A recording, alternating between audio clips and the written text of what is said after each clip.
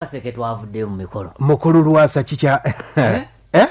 Bannamasaka bafiirwa nnyo kiki? Bannamasaka balabika munnaye bafiirwa omusajja omuliguuzi teyeerya nnontama. Oye Meya Lwasa omugagga yeerya entama. Soko tubulire ebya Lwasa byabadde bitya? Kaakati Lwasa yatukubyeko ekyana ekiwala ekijuujulu. Diana Nabatanzi? Diana owaawa. Diana n'amukuba evvu. Oli omuyita Angel. Ndabye kama Angel kakunda. Yafunye ekyana eyo ki Angel. Ffenna twali tumanyi nti oba oliawo kale emikolo twagimanyaako. Netulowooza nti oba oliawo kuba wali eri mukyala Faith. Kamatenesi netulowooza nti oba oliawo agenda kamatenesi yagenda okwanyula mukulu Lwasa. Ffenna kyatubuuseeko ng'ate alina kyana kiwala kirala. Bagamba nti Lwasa ate yamubye ku mukozi wa radio. Mbu oli Mr. Henry owa Galaxy. Mbu yali muntu wa Henry naye Henry mbu neyeemamaaza nadda ku mukagiyo stede kaakati oli n'asigala awo tayo uno Lwasa neyeerondera Meya ono mukyala wakumeka? Ati Lwasa omubalira abakyala bagamba nti wakutaano ayinza n'okusoba mu wokutaano kubanga yatunudde mu bakyala baalina ng'oyo ye wanjawulo omusukkulumu ono gwe yafunye mbu abadde yakamulabira ebbanga lya myezi 5 naye mu myezi 5 gyamulabidde mbu abadde wanjawulo nnyo okusinga bano abalala. Waliwo omukulu wa mita Kikolokomba wanambuuzizza ne mukulu Lwasa mulimu ki gwakola? Lwasa alina emirimu gye talina kiraabu tavani kiiki akola mulimo mugagga. Mugagga kyoba omanya nti mugagga tobuuza wali yajja ssente. Mugagga yafuna ssente ze yazifuna nekiggwa. Ndabye yagabyeko n'emmotoka Maka X naye tesinga yoli ya Diana yamuwa Pajero. Naye mbu yagambye mu Diana amwesonyiwe. Yagambye Diana Nabatanzi nti amwesonyiwe kana akaseera si kake kana akaseera ka Angel. Omwana muto yeetaaga amaanyi ag'enjawulo. Ate atayogera ayogera mpola Nabatanzi taliimu ssaawa zino. Nabatanzi ali Dubai. Ali Dubai kati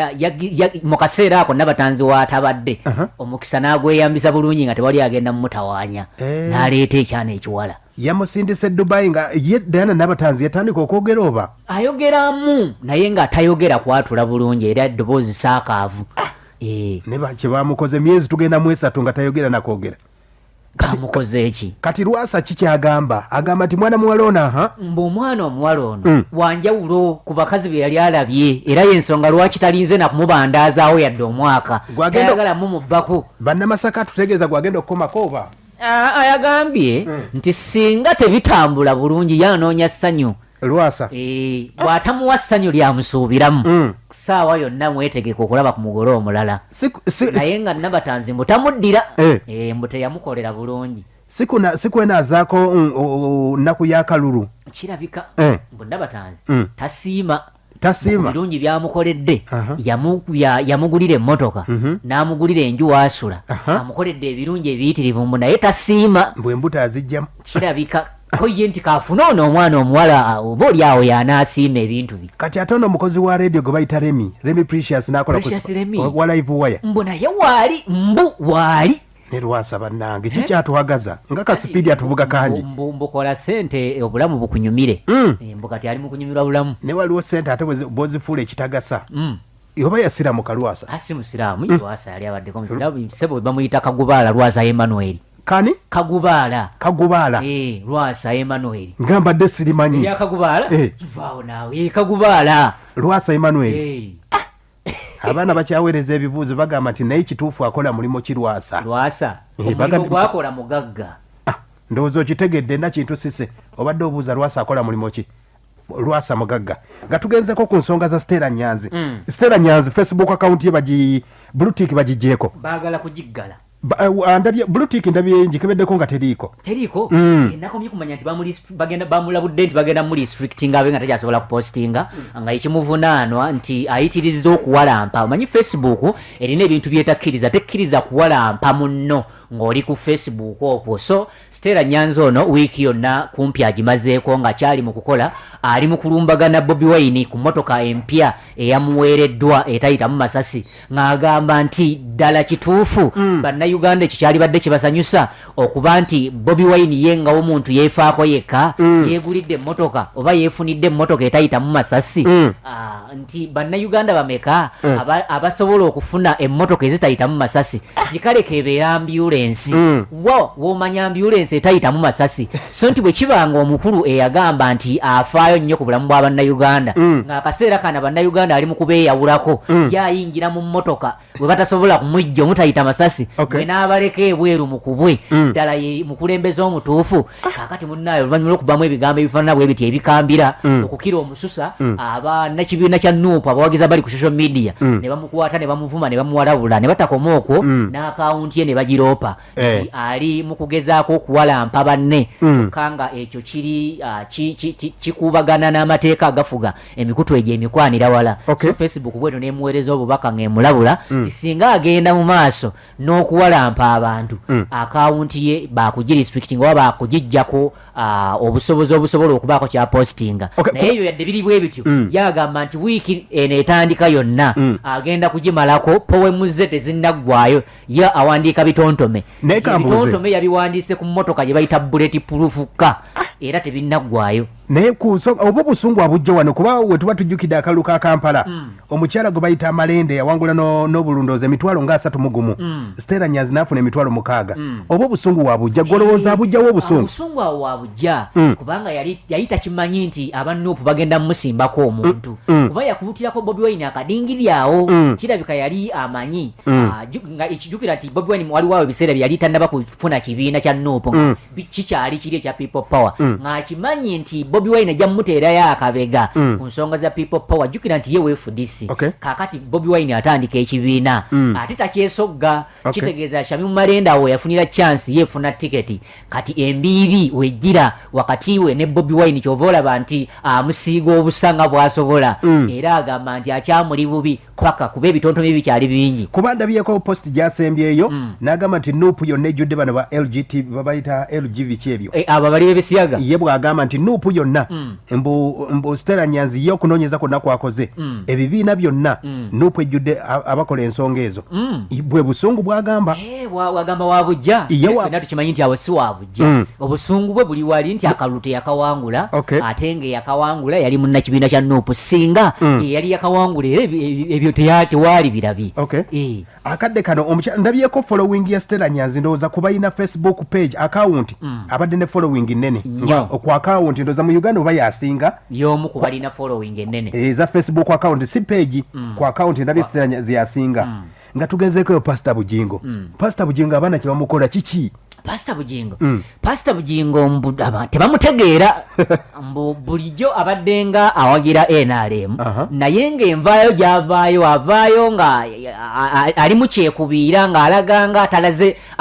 talagala kulaga ludda lutuufu agamba siri wa NRM naye njogera ku lw'abantu kakati ku luno yalagidde ddala sayidi kwe kuvaayo n'alumbagana Bobi Wine butereevu ng'amugamba ki abaana ba nuupu bagamba nti amateeka agafuga social media bw'oba eyagala ekunyumire Bobi Wine tavumwa tayogerwako mwesonyiwe social media ogiwangaleko ebbanga ddene so nti yalumbaganye Bobi Wine ng'agamba nti ayagala bannayuganda babeemu amagezi agategeera Pastor yagamba nti tubeemu amagezi agategeera nti tukkiriza tutya nti Bobi Wine abawagizi be bamuwadde emmotoka nti emmotoka eri Amadi oba emmotoka etayitamu masasi eva etya gyevudde neeyingira eggwanga ne bagirigesitalinga mu mannya g'omuntu nga gavumenti temanyi nga yagamba nti emmotoka eyo Bobi Wine eteekwa okuba nga yamuweereddwa gavumenti eri mu buyinza nga yagimuwadde nti lwaki tetuddamuko ku magezi amatonotono ne twawula ne tutegeera nti Bobi Wine talina busobozi busobola kuleeta muno mmotoka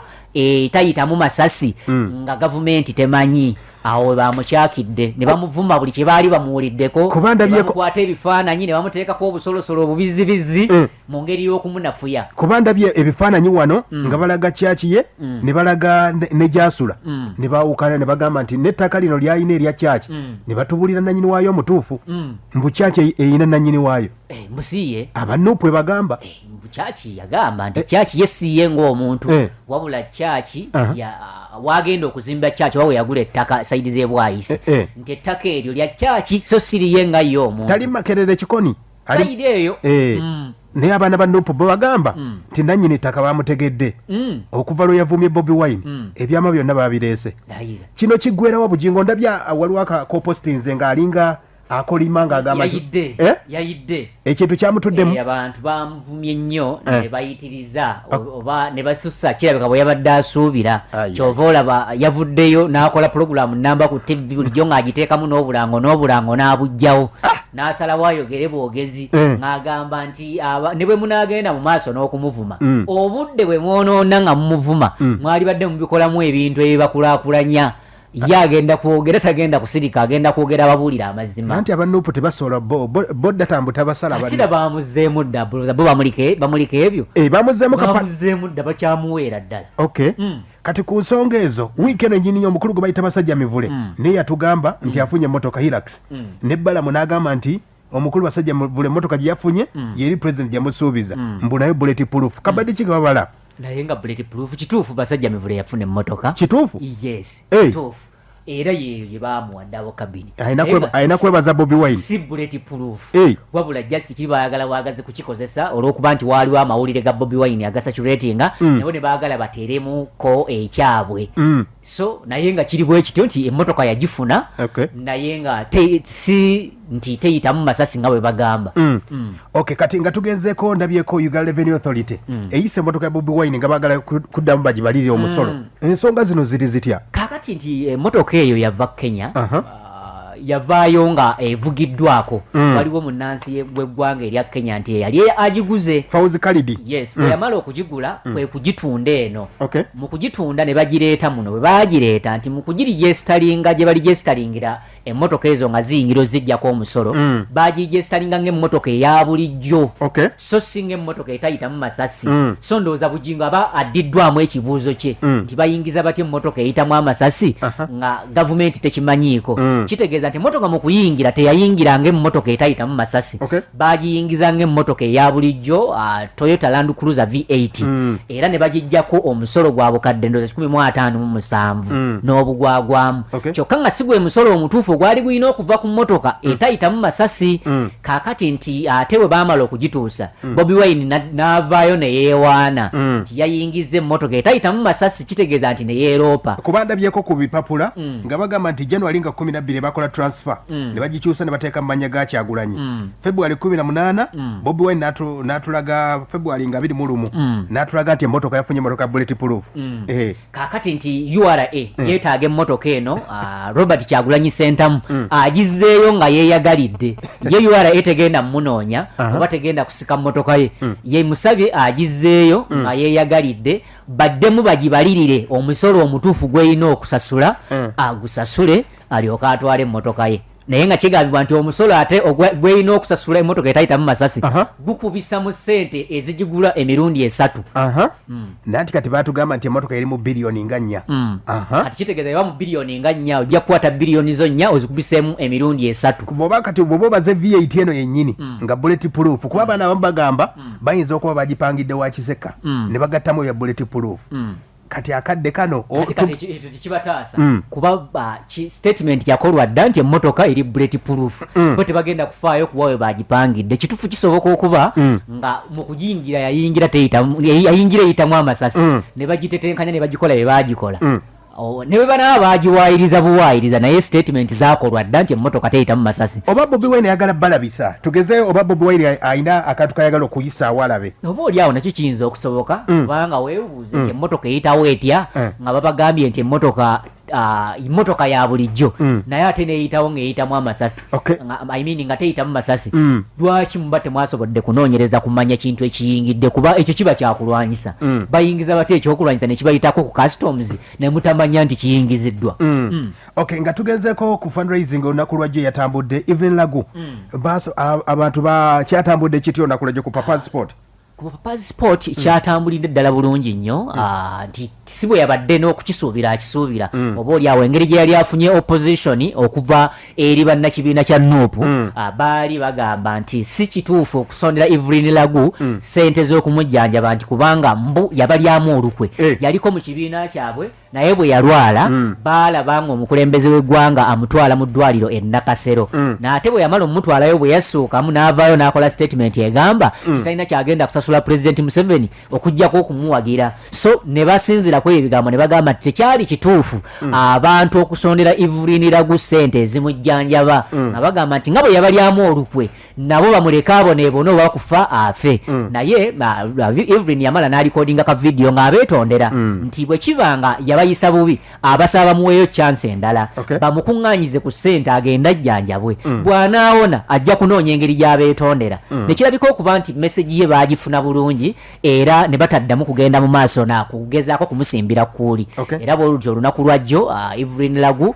emiteekateeka zagenze bulungi nnyo ku Papa's Sport emakindye n'akuŋŋaanya obukadde mu mpeke obukadde 6 ne sente ensuubize obukadde 20 so sente zasobodde okuŋŋaanya olunaku lwajjo ku Papa's Sport ezigenda okumuyamba okwongerezaako alabe nga agenda ebuyindi abe nga akyusibwa ensigo ndowooza ndabyeko ekyenjawulo mu nteekateeka eno kuba akadde kano kazibu nnyo aka covid abayimbi bangi nnyo abasabye abakubye omulanga mu bayimbi bannaabwe kuba ndalabyeko abayimbi ab'enjawulo Chameleon Tatera Gaba naye asobodde okugaba abayimbi nga Cindy Rema Kenzo King Saha DJ Ericom Ronald Mayinja Catherine Kusasira abayimbi bangi nnyo nabalabye nga bazze naye kati emyaka ng'ebiri egiyise Fred Sebata yali akaaba ndowooza omujjukira Mamuli Katumba akaaba nti sukaali amuli bubi naye abantu baganye okuba omulanga olowooza kyanjawulo ki ku Evelyn Lagu kuba kiraze music industry waliwo ndowooza oba kyetaaga ki akadde kuba abayimbi kati abakadonkamu tebabategeera butegeezi kiki yes nga bw'okyogedde nti abayimbi abakadongokamu balabika balina liigi eyaabwe babaawulo bennyininyini bebeeyawula ku bannaabwe ne badde eno bokka so tebabatwala nnyo serious kakati ate ekirala nti Evelyn Lagu nga ye omuntu alina circles ez'enjawulo king'oggyeko ekyokuba nti muyimbi Evelyn Lagu muzannyi wa katemba oba wa firimu kitegeeza nti abadde ayina ekyenjawulo ekiri mu bazannyi ba firimu banjawulo nnyo ku bayimbi balina enkwasaganya gye bakwasaganyaamu balina obwa sseruganda obwo so kakati abadde ayinayo ekiwayo ekirala ekimukwasaganyiza enteekateeka ezo kati ate ng'era obugyeko ekyo nti Evelyn nga ye omuntu w'abantu nti abadde nga akyali mulamu nga tannafuna kizibu kya bulwadde kino abadde nga ayogerezeganya nabo naye ojja kwesanga nti bano abalooba oli awo abaali basaba obuyambi beekutula nnyo ku bannaabwe mu biseera byabwe nga si balwadde babadde nga babeera bokka nga beemalirira nga bba abantu so y'ensonga lwaki olaba nti ekya Evelyn kiri a little bit better oba kisinzeeko obulungi okusinga ku byabali bali abaasaba obuyambi ne bubalema okufuna kyokka ate oba oli awo n'ekizibu ye Evelyn kyalina kirabika kineneko okusinga ku byabali biri ebyabali biyinza okuba bisoboka bya Fred Sebata baani abalala bonna katusabe endowooza obwegasi n'ekibiina kyabwe ekyawuma Wuma sinawulira nga bakuba omulanga oba okufuna kasente ako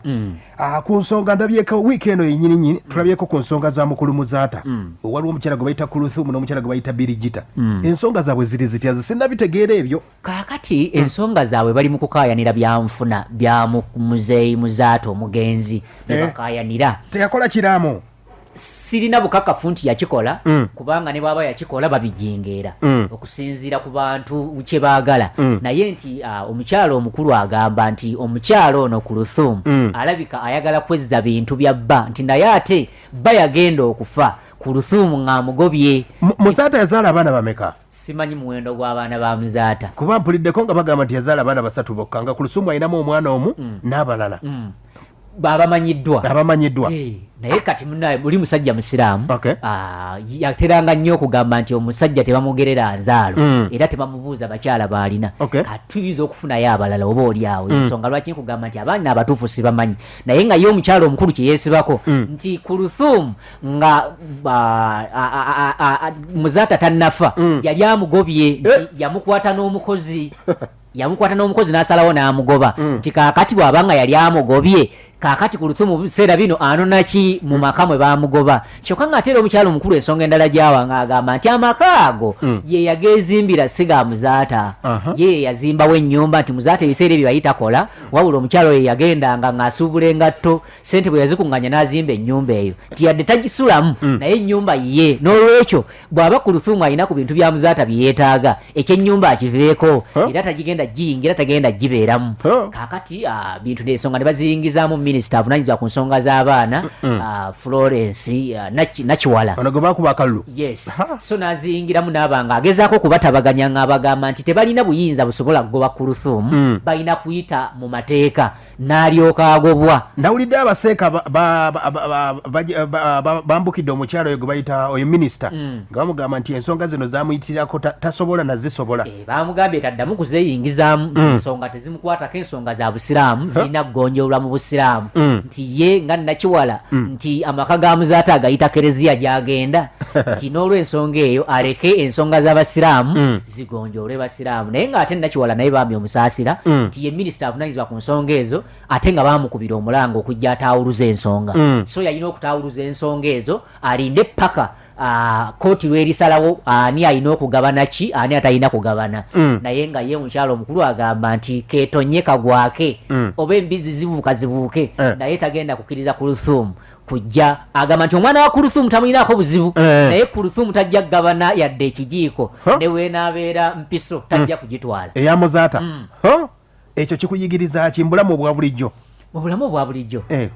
kubanga okozewo ekiraamo oba okola ekiraamo kyokka ng'ate n'ekiraamo ekiri mu bigambo kikola nnyo n'okusinga ekiwandiike kuba ekiraamo ekiri mu bigambo oba nga walikodinze kirikodinge kizibu nnyo omuntu okitoolamu ebigambo oba kyetaaga omuntu ng'akyaliwo abantu n'abawanga bakyaliwo n'obawa ebintu n'okola transfer woofiira ng'ebintu byonna bakola ki ebiseera ebisinga obungi obulamu buwooma nnyo abantu tetusuubira nti tusobola okuvaawo essaawa yonna olaba oba okyaliwo nogawa oba oliawo neekuba ebisiraani bwe natandika okugaba ebintu byange so n'otamanya ddi mukama lwanaakuyita wiiki eno nnyini era n'ensonga za Paul Job Kafeero zazzeemu buto ate zazzeemu buto abaana ne baddamu okwegaana kati ensonga zonna nga njagala zikolako olunaku olw'enkya ng'abaana ba Kafeero bo bagamba mbwe ebintu bino bateekamu ssente waliwo abaagulirira baagulirira mbu mulimu ssente nyingi ze bateekamu bwe ensonga zino zikyakutte wansi ne waggulu katulinde tulabe mbwera baagala kumuziikula Kafeero ba abaana be baagala okukola bannaye abaana ba Kafeero lwaki tebasalawo bakumuziikula ne bamuziikula bwekuba kumuleka ne bamuleka okusinga okututeekanga ku bunkenke buli lunaku tumuziikula tetumuziikula kubanga akasente kakyaliyo kuba wakyaliwo ebintu byebatunda abaana bali abaana baswazi baani bonna balina ebintu ebyebatunda ennyumba y'ekajjansi kati bano abaana abalala bagamba ffe tebajja bakebeera nga bakozesa musaayi gwammwe kati ensonga eyo katulinde tulabe kati nga wiiki eno yennyini matiti waliwo ensonga waliwo abadde anzijukiza omukulu Bebekulu mbu yagambye mbu emmotoka ya Bobi Wine second hand kituufu oba nga tukamaliriza ekituufu emmotoka Bobi Wine second hand yes anti kyazuuka nti emmotoka eyo bwe teyava butereevu mu kkolero gye bazikolera wabula yava mu nsi etuliraanye ekenya waliyo yali agivuga atebeera second hand ati kibaki si evugiddwamu olwo evugiddwamu yes si ya mukolero ati yali yavugibwamu eba second hand naye muno mu Uganda olwo eba mpya katuveeko wano mbulamu kati ninyo tujje omukulu bamuyita Madimbuko omutaka wa Kabaka mbuuziza wano nangamba nti Matiti namulabanga positinza akantu ng'olwana Zahara Toto buzibu ki bw'olina ne Zahara Toto nze Zahara Toto simulwana ye yannwana nze simulwana nze kubanga mmanyi omulimu gwange kubuulira bantu kiki ekiriwo ate nkibabuulira nga bwe kiri sikisengejja sirina nsonga lwaki nkisengejja nze sibikkirira nkumbi njiyita nkumbi yes so Zahara Toto simulwana ye yannwana ate sirina budde bumulwana kubanga kimanyi naye nti musinza amaanyi ku social media kuba akadde kano Facebook gwasinga oli mitwala 21 following yonna Zahara Toto nalabye baba kati kitegeeza sisobola mulwana nti bwe mulwana bambi mba mukoze bubi nnyo kuba amaanyi matono mbw ate gwe wayogedde n'emyaka gy'emituufu ate kati nkole kikuba gyalina gyekyo ye ku TV yagambye nti alina emyaka 24 anti kati beerabira nti bakola interviews ezo ne bazeerabira nti interviews yakola emabega ng'ayogera emyaka gy'emituufu ne lwe yazaalibwa kaakati mu kiseera kino takyajjukira nti bwino oyo tumulina ffe tuddayo ne tuli visitinga oba ne tukyalira obutambi obwo ne tumanya kiki kati abantu bajja bakyuka ffe tukuwa kiri ekituufu ekyasooka kuba ebiseera ebisinga obungi abantu bano ba celebrities interviews ze basooka okukola ze zirimu ebinyusi ze zirimu ebituufu babaali tebakimanyi dulikya ne babeera basita buli bwafuuka sita ayagala ebintu biri abikweke tayagala kumanya mbeera mbi mwe yali tayagala abantu bagimanye so tunoonya nnyo stories ezasookera ddala mwe muba muli ekinyusi wiiki eno yennyini omukyala gwe bayita Sheri Matovu mama Nanyunja n'omukyala gwe bayita Anatalia Ozi olutalo lubadde lutya lwa bizigo kiki olutalo kaakati Anatalia Ozi ne Sheri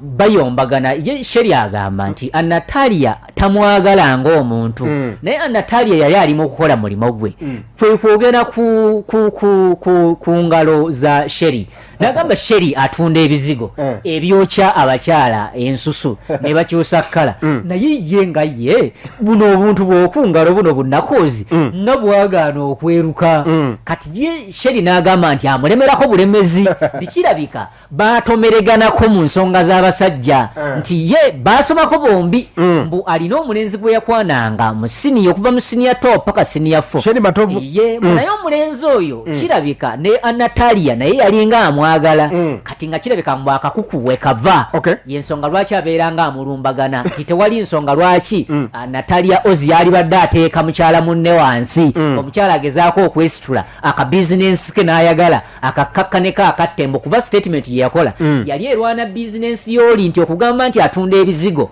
ebyokya abantu ne bakyusa langi naye yalemeddwa okweyokya kitegeeza abanga agamba nti ebizigo bya Sheri tebikola kati agamba nti lwaki Anatalia anwana lwaki anwana mu bizinensi kirabika omulenzi wa senior twoli ye yamuluma ennyo obusungu obuva awo ndo tubagatire eddala wamu wiiki eno nyini nalabyeko omukulu gwe bayita Keizi ng'ali mu nsonga naye nga batabusetabuse ensonga zaali zitya Keizi n'agamba naye mbu mulwana Keizi agamba naye mulwana nange yampeereza akameseje n'agamba nti musajja wo Maati ne munne Betty bagezezaako bagenze ne baloopa peegi yange mu bagisiimuule mu mbalwana ono Keizi owa NBS of course nono mukyala we Betty owa BBS Telefine akola producer wa Roundabout yes mu mbalwana bagamba mu mbalwana naye nze nabadde nkimanyi nti bannamawulire omulimu gwe bakola exactly gwe nkola ate obawane content olumu of course so bwagamba nti mulwana mbasse mutegedde so waliwo obutakkaanya wakati wa Betty ne Keizi Betty kuba amanya ago agakyusa kati erinnya ettuufu yeririwa erinnya ettuufu bamuyita Betty erinnya ettuufu yaye kati yeyita Bettina naye nga ye Betty erinnya lyettuufu akola ku BBS yes yakolanga ku NBS gye yakolanga mu General Stories naye okuva ku NBS yavaayo ayombye ne munne nga balwanaganye ne bamugobayo n'alyoka ajja ku BBS Telefine gy'abeera kaakati baali ba mukwano ne Keizi omu yali boyfriend wa munaimi Keizi yali boyfriend wa Betty naye ne bafunamu obutakkaanya mbu Betty nga abakyanga kaakati obuzibu bwe bwali omwezi gwe-10 omwaka oguwedde nti waliwo birthday ennaku z'omwezi nga 10 ogw'e-10 birthday ya Betty kati nti Betty nga Keizi amanyi boyfriend wa Betty kati mbwe ekyamuwuukako kwe kusanga ku mukolo nga kuliko Dr. Bosa owa Ebonizi yes ng'ayambadde engoye ezifaanana n'eza Betty omujaguza nga kirabikanga nti engoye zino zaali zitungiddwa nga zitungiddwa nti za boyfriend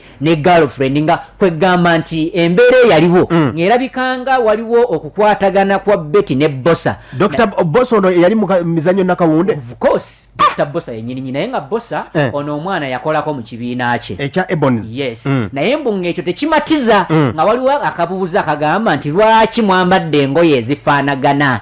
ne mubanga nti mwakyetegekedde nga nze siziriimu kyokka nga ku mukolo gwe gumu kwaliko n'omulenzi omulala nga naye ng'amanyi ye boyfriend wa Betty ku mukolo gwe gumu ate mu kaseera ako kojja kitonsa nti naye yali ow'okuleeta beti ku mukolo ogwo naye nti agenda okukizuula ng'ate waliyo abantu abalala abaliko okuba nga bamwesunze ennyo okusinga ku ye kati ekyo nekiba kyawaganya ne beti ne basalawo ne bakyawagana naye ekyaleeta leenya jjo lyabalamu ku valentine ya 14 yes kati nti Keizi yalina girlfriend ompya gwe yali afunye mbu girlfriend n'amutonera champagne n'ebimuli kati Keizi n'akola transfer y'ebirabo bya girlfriend we n'abiwa Betty kati oli n'amanya nti ebirabo byange babigobye babiwanyisiza ne babiwooli embwa n'emekete mmwanyi bwe busungu babujja kati Betty omuwala oli n'aggulawo akawunti mu mannya ga Betty n'atandika okuvuma Keizi mu ngeri y'okwagala okulowoozesa Keizi nti Betty yeekyanza amuvuma kati olutalo we lwava Betty n'ajja n'apostinga n'agamba nti ntegeddeko nti waliwo abantu abaguddewo akawunti mu mannya gange nga bavuma Keizi naye Keizi nze ne Keizi twayawukana mirembe ne tusalawo ne tweta okitegeera naye nti nga waaliwo omuntu eyali agezaako okulwanagana omukwano gw'abano gufiire ddala so y'ensonga lwaki owulira bagamba nti mbalwana just olw'okubuulira abantu kiki ekyaliwo security ya page yaffe eri tight oba security eri tight aba Facebook bakuweereza message bampereza message nti ndopeddwa message eyo nenjigaana nti kyemundopi kikyamu naye nga bakulopi babategedde yes era nenjogera nabo ne bagamba batya Keizi yagamba atya nayogedde n'oli omuwala naŋŋamba si yenze yakulopye wabula yogera ne Keizi yes nembagamba naye mulimu kundoopa naye mundoopera bwerere kubanga omulimu gwe mukola nange gwe nkola olugambo lwe mukola nange ndukola kakati bwe muba nga mu musobola oddukola ku bannammwe kuba buli kadde anti ne baŋŋamba mbu ate oli munnamawulire munnaffe nembagamba nti bwe twali tusoma mawulire wali kye bayita conflict of interest baagitugaana ne wabeera munno ng'okola naye bw'oba nga oli mu kuwaayo mawulire ensonga ozireeta nga bwe zaali so y'ensonga lwaki nange nataddeyo ebintu byange nga bwe byali kuba ndaba kafuko akubira buli kadde producer wanikati akubira buli kadde ng'ayagala content kati mu nsonga wiikero ennyini omukyala gwe bayita Amelia Nambala yakwatirwa ne passport ya 48 ne bamuteekako ebya human trafficking ensonga za Amelia Nambala kiki kuba abantu beebuuza akasente Amelia Nambala akajjawa kubanga kangi nnyo nti abadde atunda abawala eyo saidi z'ettake kakati mbw Amelia Nambala oyo mbu atwala abaana ebweru naye nga kampuni yerabika teri authorized oba teyakkirizibwa mu mateeka so mu mbeera eyo olw'okuba nti abantu oba obatwala nga kampuni yo tekkiriziddwa mu mateeka bakiyita kukukusa abantu oba okukusa abantu naye nti passport ezo zamugibwako 48 bannyinizo bagenda balabika kubanga bo baali bamanyi poliisi nti passport zino azina mu bukyamu naye nti bannyinizo abaakajjayo bagamba nti passport be baazimweweera kitegeeza nti singa passport zonna 48 zinaggwayo nga bannyinizo bajja ne bagamba nti be baazimuwa oba oli awo asobola okwejjerezebwa omusango ogwo nga tebamuvunaanye kukukusa bantu kubanga bo bannyini passport tebakirinaako buzibu bagamba nti be baazimuwa kati akadde kano ali free oba akyaliyo mu nkomyo ali free kati mu nsonga ezo weekend nyini ndabyeko endorsement omukulu gwe bayita FIFA Maker bannaffe aba JESA nalabye nga bali bamusayinize ngaki kubanga wa wiiki ewedde twalinawo nga Shiba baagala musayininga ku JESA nga Rema baagala eggulire ne libulirawo kati batuletedde FIFA Maker ensonga ziri zitya kakati JESA nga yo yagamba nti egenda kukolagana n'abayimbi abasukka mu babiri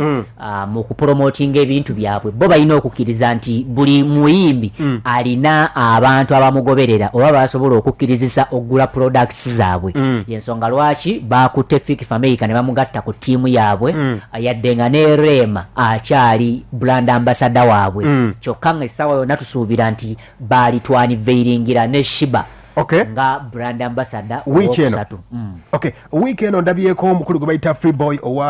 ali mu management gye bayita Viva Entertainment n'omukyala gwe bayita Winnie Nwaji balopye kampuni y'essimu gye bayita MTN nga bagamba nti bakozesa kola tune yaabwe ku luyimba lwe bayita kwata essimu baagala milioni 175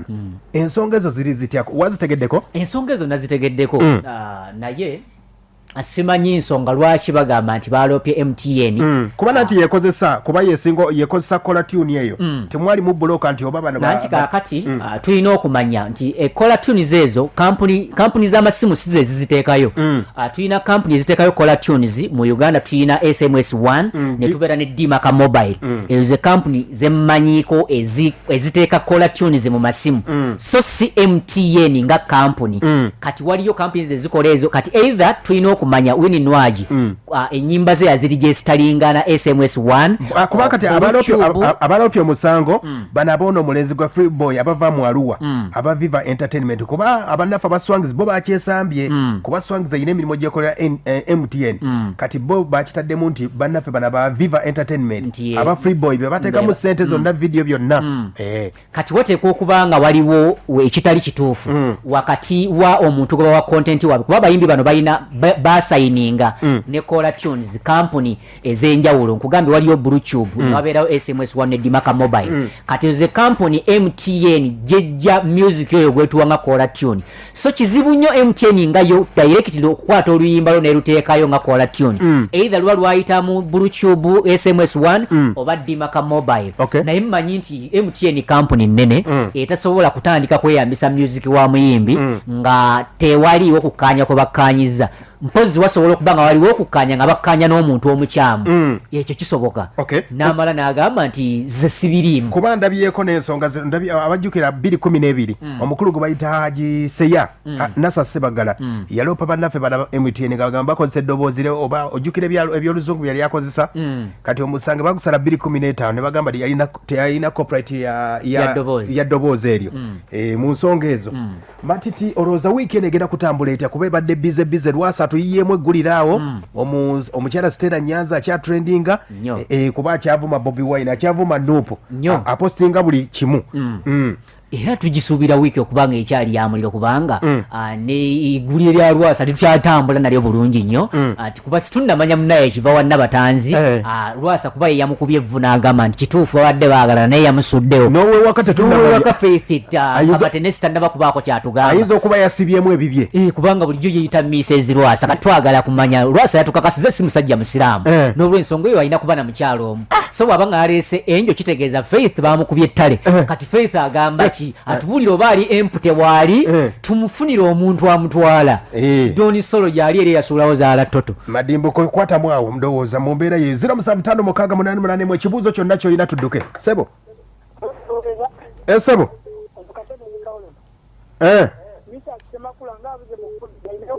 Misa Semakula ngaabuze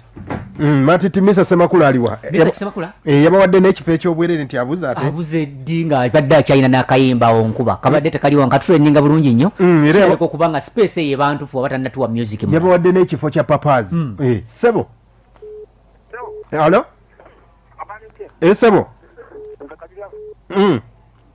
mbuuza nawuliddeko bino ebya White Benda nti yavumyani White Benda yavumyani White Benda ayavumya omuntu zibadde sinnamanya bwe yavumye muntu waliwo mbuuziza nti omusango gwa Moses Radio gwakomawa bamutajaja wizo omusango gwa Moses Radio gwakomawa omusango gwa Moses Radio siguggwanga poliisi tevangayo okulaga kunoonyereza kwayo ku kiki kye yazuula kubanga baali batugambye nti Troy agenda kusibwa ebbanga naye balina okunoonyereza oba Troy okukwata n'akubawo Moses Radio yalina ekigendererwa ky'okumutta oba yamukubawo mu butanwa so situnnaba kumanya wawatuufu kibonerezo kyaweebwa Troy so mbufunza omusango sigunnaba kuggwa matiti nga tumaliriza ndowooza tulinde n'eggulire ly'omukulu weekend nalabyeko omukulu gwe bayita Kingisa ng'omukyala amutabukidde Joweria Ali ataddeyo amaloboozi ng'agamba nti enjaga efuukidde ddala Kingisa takyayagala kulya bamugamba baleete emmere ambu njagala kakoola baleete mayirungi ayagala njaga erya Kingisa bituufu ali addicted oba ebyo bituufu kubanga oli ali mu kwogera ebyo Joweria Ali si mutamiivu mukyala muisiraamu tanywa mwenge ate nga yali girlfriend wa King Saha ensi yonna ekimanyi era King Saha bamumuganda buganyi eka omanyi oyo omuwala muganda wa Lord Mayor Elias Lukwago kakati abamwannyina kati bamumuganda eka ne bamugamba tosobola kugenda na musajja oli mukyala musiraamu toyinza kugenda na musajja munywanjaga twesonyiwe muveeko so bw'aba nga ali mu kwogera ensonga eyo ajogera ng'agijja ku mutima kubanga yemu ku nsonga lwaki bamugaana eka okufumbirwa King Saha. Matiti basibule bakufollowinga batya? Okufollowinga ogenda ku Facebook n'owandikamu Matiti ojja kuwandika MAT obukewa kabanga owandike TEE ojja kulaba page eri mu nnyukuta nnene tube nga tutambulira wamu.